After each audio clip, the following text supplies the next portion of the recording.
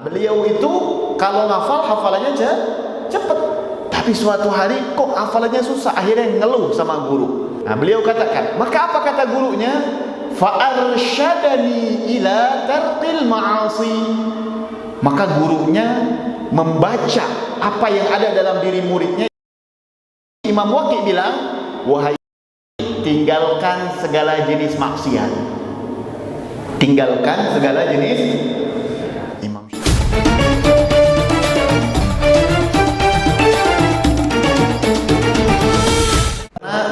ketika kita menuju tempat majelis ilmu, atau ketika kita ingin belajar ilmu syariat atau ilmu yang Allah wahyukan kepada Nabi Muhammad, yang kemudian Nabi Muhammad wariskan kepada para sahabat dan generasi-generasi setelahnya, adalah ilmu yang kata Imam Haddad tidak akan pernah bisa didapati oleh orang-orang atau oleh wadahnya yang masih kotor. Tempatnya ilmu itu adalah hati. Hati itu kalau dia masih kotor, maka mencerna ilmunya susah. Mencerna ilmunya kadang walaupun paham, dia tidak dimuliakan untuk mengamalkannya nanti, karena wadahnya yang kotor. Makanya Imam Syafi'i radhiyallahu taala anhu wa arda, beliau suatu hari mengadu kepada gurunya Imam Waqi. Kata beliau, syakautu ila Waqi su'a hifzi. Katanya, wahai Imam Waqi, saya ini kok sekarang ingin memahami ilmu, ingin menghafal ilmu kok susah.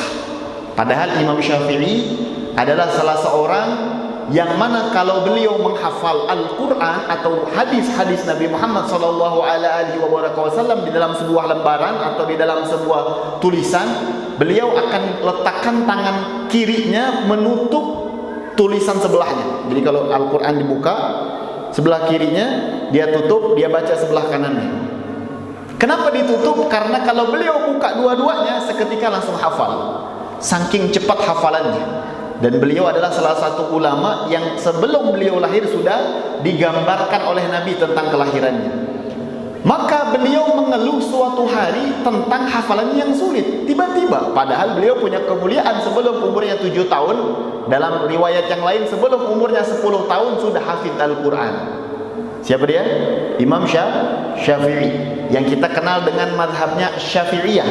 Nah, kita harus kenal Imam Syafi'i itu namanya Muhammad bin Idris Asy-Syafi'i. Muhammad bin Idris Asy-Syafi'i. Nah, beliau itu kalau ngafal hafalannya cepet, tapi suatu hari kok hafalannya susah, akhirnya ngeluh sama guru. Nah, ini pentingnya kita kalau lagi ada masalah, baik urusan duniawiyah apalagi urusan akhirat, jangan bertanya sama orang yang gak paham tentang masalah kita, atau kita curhatkan kepada orang yang tak paham tentang masalah itu, termasuk di WhatsApp atau di Instastory kita. Jangan, ada masalah dikit update status, karena gak bakal dapat jalan keluar. Kalau kita mau curhat masalah kita sama orang yang paham, atau kalau kita tidak menemukan orang yang memahami masalah kita dengan betul-betul pemahaman, maka gelar sajadah istikharah, munajat sama Allah Subhanahu wa ta'ala.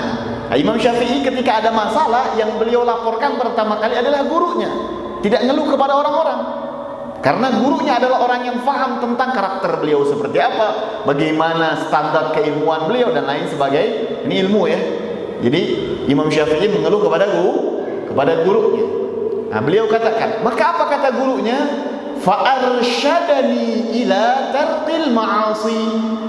Maka gurunya membaca apa yang ada dalam diri muridnya, yaitu Imam Asy-Syafi'i. Imam Waqi bilang, wahai Syafi'i, tinggalkan segala jenis maksiat. Tinggalkan segala jenis. Imam Syafi'i adalah manusia atau ulama yang dijaga oleh Allah. Berbicara tentang maksiat, maaf, terkadang ya, tidak semua kesalahan itu maksiat, tapi kalau maksiat udah pasti salah. Anak kita mecahin piring, salah nggak? Salah terkadang kalau dia memang melakukannya dengan sengaja, tapi dia nggak dosa karena dia nggak tahu. Tapi kalau ada orang maksiat udah pasti salah. Nah, Imam Syafi'i saya katakan, jangankan beliau berbuat maksiat, berbuat salah aja hampir tidak ditemukan dalam riwayatnya. Itu Imam Syafi'i. Tapi gurunya bilang, beliau disuruh meninggalkan jenis kemaksiatan.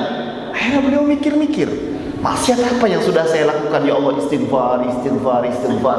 Akhirnya beliau ya Allah, 2 hari yang lalu apa yang terjadi? Beliau lagi jalan ke pasar pengen beli kebutuhan pokoknya, tiba-tiba melihat ada satu wanita terjatuh. Ketika itu wanita terjatuh, betisnya kelihatan sedikit. Melihat tanpa sengaja betis perempuan yang bukan mahramnya, itu pun gak disengaja. Ya. Nah, Imam Syafi'i ketika melihat itu betis, segera beliau berpaling. Sebab kesalahan itulah, kata gurunya, membuat hafalan beliau lemah, membuat pemahaman beliau lemah. Maka gurunya bilang, fa inna ilma nurun wa nurullah la yuhda li'asi.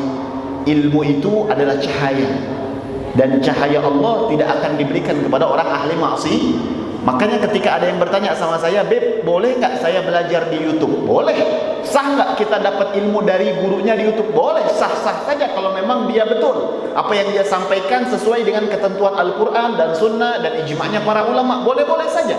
Tapi sayangnya dia nggak dapat keberkahan ampunan dosa sebelum menuntut ilmu. Beda kalau kita belajar saat ini face to face, perjalanan kita aja itu udah meleburkan dosa. Ketika sampai di majelisnya, insya Allah dengan hati yang bersih, dengan husnudzon yang tinggi, akan lebih membuat ilmu kita cepat dipahami dan mendatangkan kemanfaatan, insya Allah. Amin ya rabbal